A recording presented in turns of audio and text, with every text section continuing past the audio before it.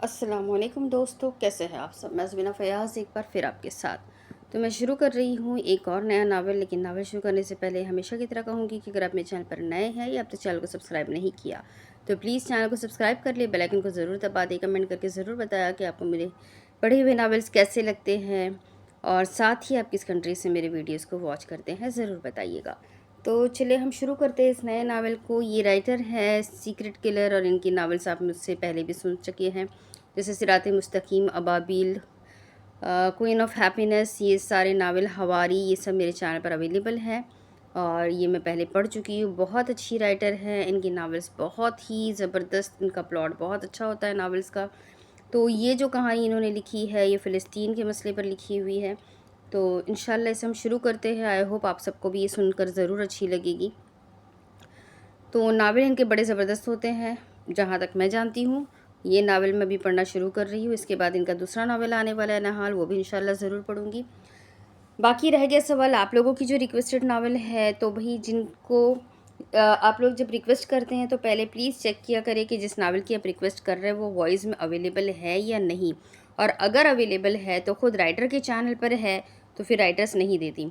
जो राइटर ख़ुद voice over भी करती है ना, वो लोग अपने नावल्स किसी और को नहीं देते, बिकॉज़ उनके ही चैनल पर कंप्लीट व्यू होना चाहिए और लोग सुनना चाहे या पढ़ना चाहे उन्हीं के चैनल पर पढ़े।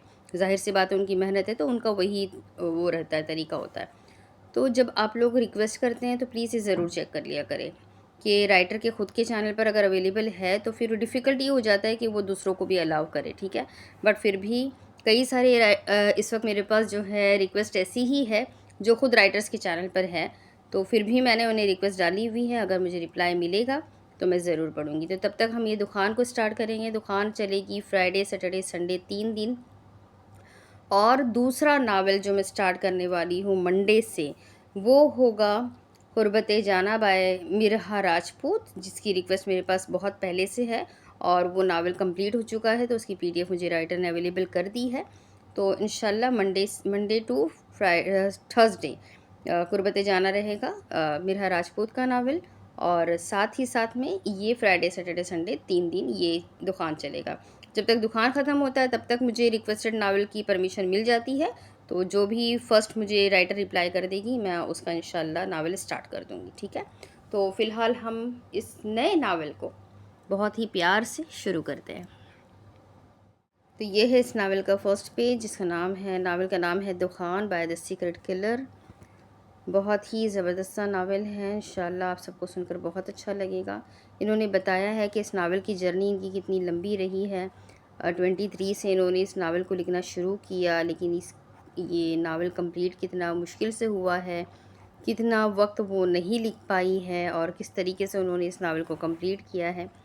तो बस वही बताया गया है इस नावल के बारे में। और ये है निम्रा सज्जाद, यानी ये इनका रियल नाम है, बाकी इनका नावल की दुनिया में इनका नाम द सीक्रेट किलर है। बहुत ही प्यारा सा नाम है। तो चलिए फ़िलहाल हम इस नावल का फ़र्स्ट पार्ट स्टार्ट करते हैं। The Mac world.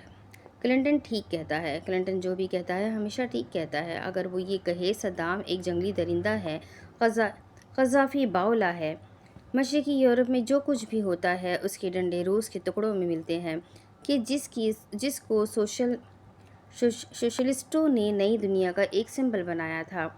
जो भी ख्वाब टूटा है वो इसकी करचियाँ तकलीफ़ तो देंगी। फ़िलिस्तीनी महाजर बस्तियों पर जुल्म जायज़ है कि इसराइल करता है। मुसलमानों के सरकूबी बहुत ही लाजिम ठहरी कि मेंटलिस्टों ने बहुत आफत मचाई है। ये जितना बोझ है तीसरी दुनिया के मुल्कों का, उसे मगरिब के कंधे मुफ्त में क्यों कर उठाएंगे। अमरीकी सफारतकार की ताज़ीम लाजिम है कि इसके मशवरे को जिस किसी ने भी ना माना है, वो कोई कौम हो या उसका कोई सरफिरा लीडर, उसे बंदा बनाना अमन आलम का तकाजा है। ये वर्ल्ड ऑर्डर की उसने जो बिसात नौ बिछाई है, यहाँ पे सभी मोहरे हैं, खिलाड़ी बस क्लिंटन है कि जो हर चाल चलता है। क्लिंटन ठीक कहता है कि ये इसका ज़माना है। हमें तो बिल क्लिंटन को फ़कत इतना बताना है, ज़माना उससे पहले भी कई हाथों से गुज़रा है, ज़माने ने तुम्हारे हाथ से आगे भी जाना है। अमजद इस्लाम अमजद। گہرے سکوت میں چھپی وہ تصویر اس قصے کے پردے کھولتی ہوئی نظر آتی ہے، کیونکہ زندگی میں سکوت ہونا موت کی علامت سمجھا جاتا ہے۔ سمجھنا بھی چاہیے، وہ تصویر بھی اسی سکوت کا شکار تھی۔ زندگی تو ایک مسلسل جدوجہد سے کھینچی جانے والی ٹرین کا نام ہے، جسے کسی صورت کسی کے لیے بھی روکا نہیں جا سکتا، اور رک جانا سکوت قائم کر دیتا ہے، اور اس سکوت سے موت واقع ہو جاتی ہے۔ چاند کی روشنی میں نظر آتی اس تصویر پر، زندگی کے اس گھومتے پیمانے پر، سکوت کی خاموشی موت کی دھن کی طرح پھیل گئی۔ اس تصویر سے نکل کر باہر آؤ تو وہ سکوت دنیا کے 4 بر اعظموں میں بھی اسی وقت چھایا جب اس ڈریم ٹیم اسٹار کے واٹس ایپ گروپ میں ایک لمبے انتظار کے بعد ایک طویل وائس نوٹ بھیجا گیا تھا۔ تصویر میں نظر آتے 5 چہرے اسی سکوت زدہ ماحول میں مسکراتے رہے۔ ایک لمحے میں سب ساکت ہو گیا۔ وہ ایک لمحہ سکوت کا لمحہ تھا، موت کا لمحہ۔ سڈنی کے شہر میں ایک الگ ہی دنیا آباد تھی۔ شہر کے مشہور کلب میں رونق لگی ہوئی تھی۔ کلب کا داخلی دروازہ آرٹ سے سجی ہوئی گلی میں کھلتا تھا، جہاں دیواریں رنگین گرافی سے بھری ہوئی تھی۔ تم کلب کے اندر داخل ہو جاؤ تو مدھم روشنی اور ہلکی دھند کا سامنا کرو گے، جو ماحول پر ایک پرسرائیت طاری کیے ہوئے تھی۔ بار کے کونے میں ایک پرانا جیوک باکس رکھا تھا، جس سے پرانے گانوں کی دھنیں سنائی دے رہی تھیں۔ جیوک باکس ایک مشین ہوتی ہے جس میں مختلف گانے بھرے ہوتے ہیں، اور یہ مشین سکے یا پیسے ڈال کر استعمال کی جاتی ہے۔ جب آپ سکے ڈالتے ہیں تو آپ مشین میں موجود گانوں میں سے کوئی بھی گانے کا انتخاب کر سکتے ہیں۔ جیوک باکس عام طور پر بارز، کلبز یا ریستورانوں میں پایا جاتا ہے۔ یہ مشینیں پرانی یادوں اور روایتی موسیقی کے ماحول کو زندہ کرنے کے لیے استعمال ہوتی ہے۔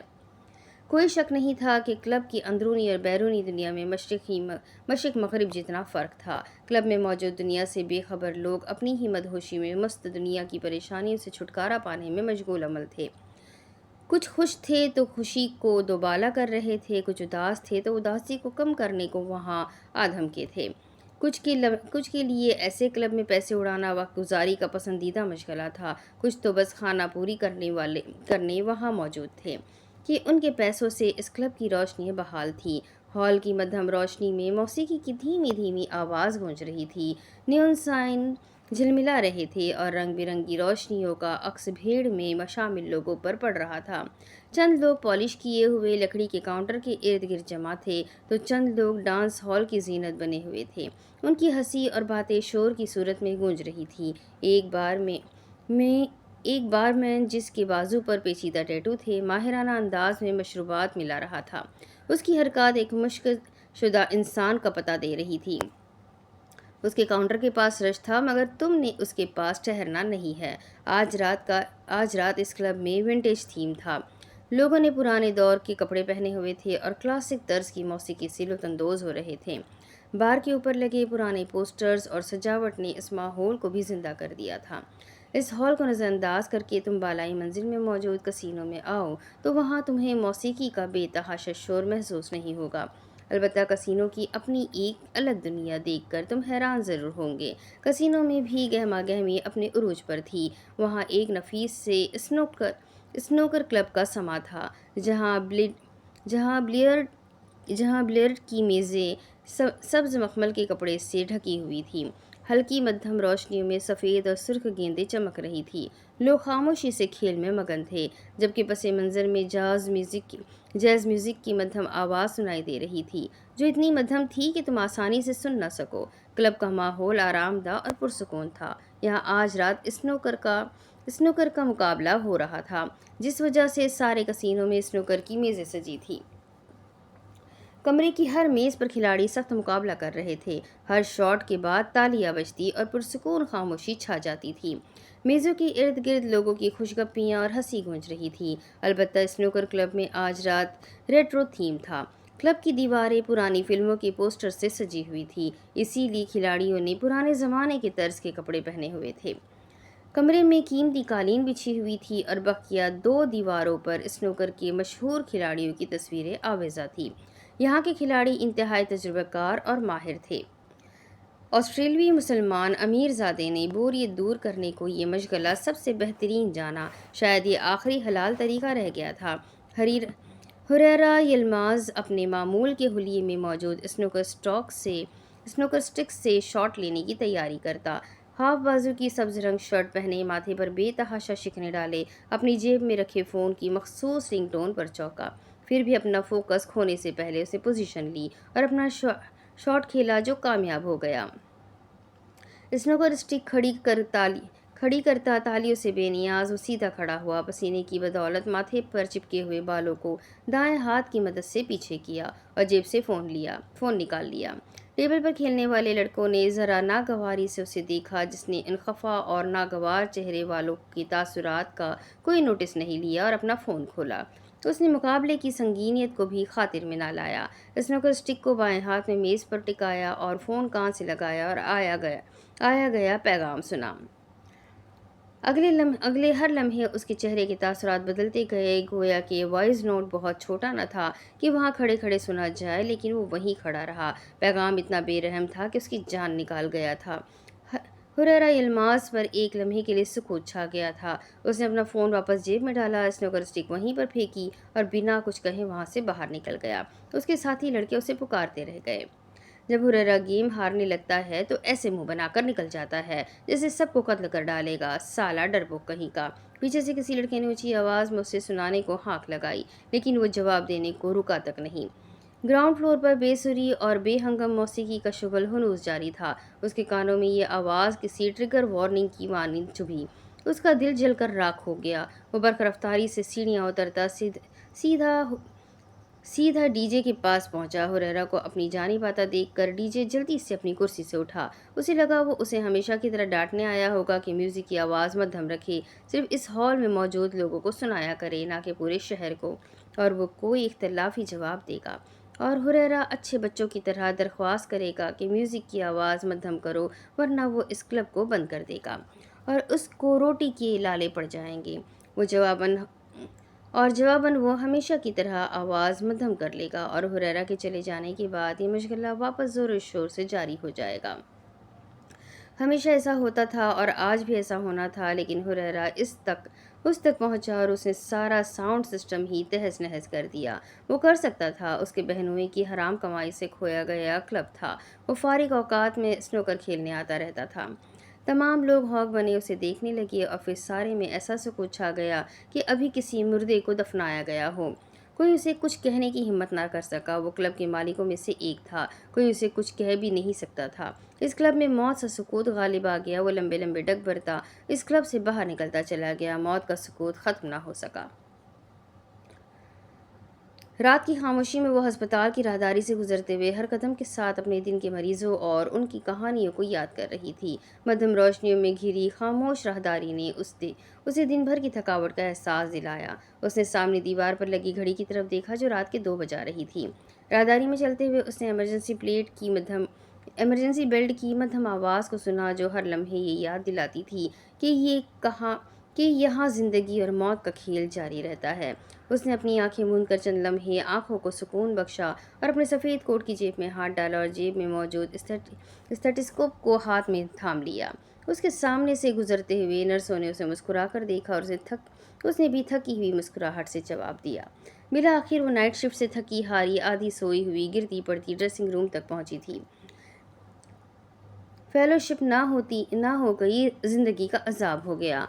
उसने बड़बड़ाते हुए अपना ओवरऑल उतार कर अपने लॉकर में फेंका, सिया बालों को पोनी से आज़ाद किया, अपनी ऊनी कोट और बैग लॉकर से बाहर निकाल कर उसे पटकने वाले अंदाज में बंद किया। पाकिस्तानी आदत थी अपना गुस्सा बेजान चीज़ों पर निकालने की। कोट पहनकर बैग कंधे पर डालकर वो डॉक्टर आयज़ा सुबहानी से सिर्फ आयज़ा वाले होली में वापस आकर राहत महसूस कर रही थी। पता नहीं कौन लोग होते हैं जो अपने घर का काम छोड़कर अमेरिका पढ़ने आते हैं, और इससे तो नहीं हो रहा था। वो तो बस घूमने की हद तक अमेरिका में आ सकती थी। न जाने क्या सोचकर फेलोशिप के लिए अप्लाई किया था। खुद से ही लड़ती झगड़ती वो कॉमन रूम से बाहर निकली। चेहरे पर कोई हज़न किसी कैफियत थी, कोई उदासी थी जो उसे घेरे हुए थी। तबीयत पर इतनी थकान तारी थी कि कुछ भी करने को दिल न चाहता था। ये फेलोशिप जान को आ गई थी, जिसकी वजह से जीने की चाह खत्म सी हो गई थी। پھر بھی نیو یارک جیسے شہر میں ان احساسات کی جگہ بڑی مشکل سے بن پاتی تھی۔ ہر لمحے بدلتی زندگی میں کسی کے پاس اتنا وقت نہ تھا کہ ان احساسات سے اپنی روزمرہ خراب کرے۔ اسے بھی ابھی 2 مہینے مزید اس روبوٹک دنیا کا حصہ رہنا تھا جہاں کسی کو کسی سے کوئی غرض نہ ہو، اور وہ تھک گئی تھی۔ بیگ کی موبائل نکالا تاکہ ٹیکسی بلا سکے، لیکن کسی میسج کی رنگ ٹون نے طبیعت پر چھائی ساری کلفت دور کر دی تھی۔ موبائل سامنے کیا تو اداس اور مرجھائے ہوئے چہرے پر معصوم سی مسکراہٹ ابھر آئی۔ اس کے واٹس ایپ گروپ میں ایک پیغام آ ٹھہرا تھا۔ میسج بھیجنے والی آئی ڈی پر مین آف گاڈ لکھا ہوا تھا۔ وہ جب بھی ایسے احساسات کا شکار ہوتی تو اللہ کہیں نہ کہیں سے کوئی نہ کوئی غیبی مدد بھیج دیتا۔ مین آف گاڈ کا میسج اسے ایسی ہی غیبی مدد تھا، اور اللہ پر ٹوٹ کر پیار آیا تھا کہ اس کے اتنے دنوں کا انتظار ختم ہوا۔ وہ کب سے اس میسج کا انتظار کر رہی تھی، اسی لیے اللہ کی محبت میں 2 نفل پڑھنے کی دل ہی دل میں ٹھان لی تھی۔ پیغام رسا کو وہ مین آف گاڈ اس لیے کہتی تھی کیونکہ وہ اپنے ایمان کے درجے میں اس سے کئی گنا پیچھے تھی۔ وہ اس سے آگے نہ سہی اس کے برابر آنا چاہتی تھی۔ کافی خود غرض خواہش تھی، لیکن عائزہ سبحانی ایسا ہی چاہتی تھی۔ وہ جب بھی مایوس، اداسی، ڈپریشن سے آگے بڑھ کر نا امیدی کے راستے پر پہنچ جاتی تو اسے اللہ تھام لیتا تھا، اور مین آف گاڈ کوئی وسیلہ تھا، یا اس سے مسئلہ بیان کرنے کے بعد دل ہلکا ہو جاتا تھا۔ وہ ماہر نفسیات بن رہا تھا، اور اسے بات کرنے کا ڈھنگ، رنگ، انداز اعتبار سب معلوم تھا۔ وہ اس سے مسائل اسی لیے دریافت کرتی کہ وہ انسان کے الجھے ہوئے دماغوں کو پڑھنے کا ہنر رکھتا تھا۔ وہ اپنی باتوں سے سب کو اپنا گرویدہ بناتا تھا۔ وہ ساحر تھا، جادوگر تھا، کراماتی تھا۔ عائزہ سبحانی کی ساری کلفت دور ہو گئی تھی۔ اس نے وہ وائس نوٹ کھولا اور بڑے جوش سے سننا چاہا، لیکن سنتے ہوئے اس کے چہرے کی ساری مسکراہٹ اور ساری معصومیت کہیں کھوتی گئی۔ ہسپتال کی مصروف ترین راہداری میں کھڑے اسے احساس ہی نہ ہوا کہ ارد گرد سب کچھ کیسے لمحے میں منجمد ہو گیا ہے۔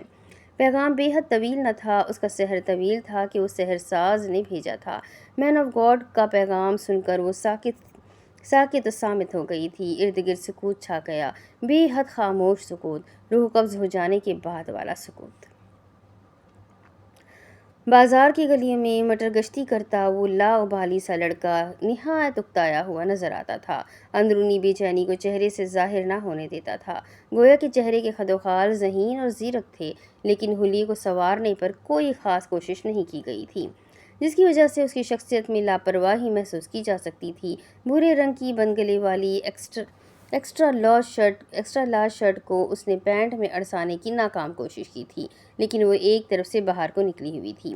اس لباس میں ملبوس اپنے شہر کے فیشن سے مبرا نظر آتا تھا۔ بازار کا یہ شور اس کی روٹین کا حصہ تھا، اور دن کا ایک چکر بلا وجہ ہی یہاں کا لگا لینا اس کے پسندیدہ مشاغل میں سے ایک تھا۔ وہ ایک پھل فروش کی ریڑھی کے پاس آ کر رکا، اپنی عقابی نظروں سے پھلوں کو اسکین کیا، اور پھر آہستگی سے قدرے صاف و سرخ سیب اٹھا کر اپنی ہی ایکسٹرا لارج شرٹ سے صاف کیا۔ پھر پھل فروش نے ہلکی سی سرزنش کی لیکن وہ سیب دانتوں سے کتر چکا تھا۔ آدھے کترے ہوئے سیب کو کناروں سے کھا کر ایک ایستھیٹک سا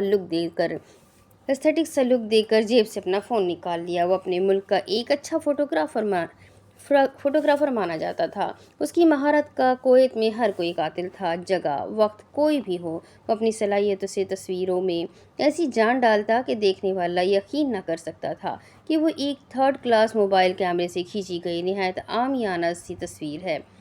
سیب کو فون کے سامنے کرنے کے بعد اس اینگل پر سیٹ کیا کہ پھل فروش سیب کے پیچھے کھڑا تو نظر آ رہا تھا، لیکن اس کا چہرہ چھپ گیا تھا۔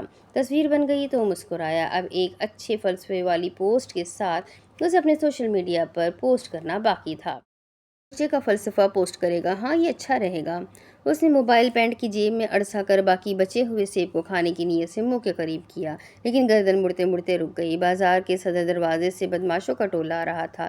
ارد گرد غور سے جھانکتے وہ کسی کی تلاش میں تھے۔